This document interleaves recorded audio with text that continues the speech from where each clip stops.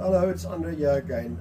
I've got two laevifolia suckers here that are both pushing leaves for the first time. The one is the Volkberg form and the other one is the normal Kaapse Hoop form.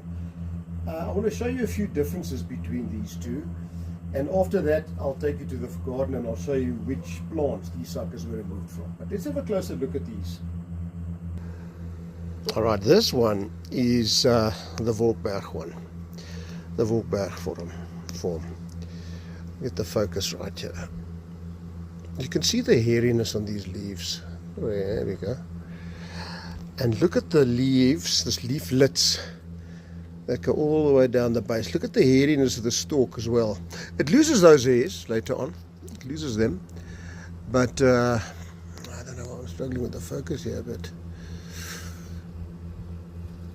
there you go. Look at the color. This is Kaapse Hoop as opposed to that. The color is already slightly different. You can see it's got no prickles down here and much less hairiness on the leaf of this. You see it's a slightly darker green as well. These leaves will turn blue when you'll see what the mother plant looks like now.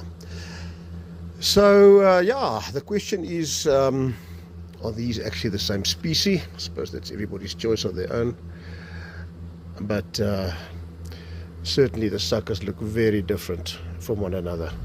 I'll keep you updated, but let's go and look at the parent plants. Alright, here we are at the parent plants now. Those are two Kaapse Hoop laevifoliuses. There's the Volkberg. So you can immediately see the difference in color. Blue against this. The Volkberg sucker came from this plant. It's actually getting close to pushing again now, but they lose the hairiness on the leaves completely. But when they emerge from the plant, these leaves are just as full of hairs as the sucker was that I've just shown you now. And then we go here, and the Kaapse Hoop sucker came from this plant here. There's actually a few more of them down there. But you can see a totally different colored leaf. No small leaflets down to the bottom. That one tends to have them. So yes, my question to the experts always is these the same species? I could say the same for this. This has got Mariepskop.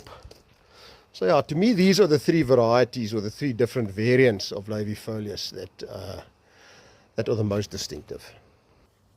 So yeah, thanks very much for watching again. This is just interesting.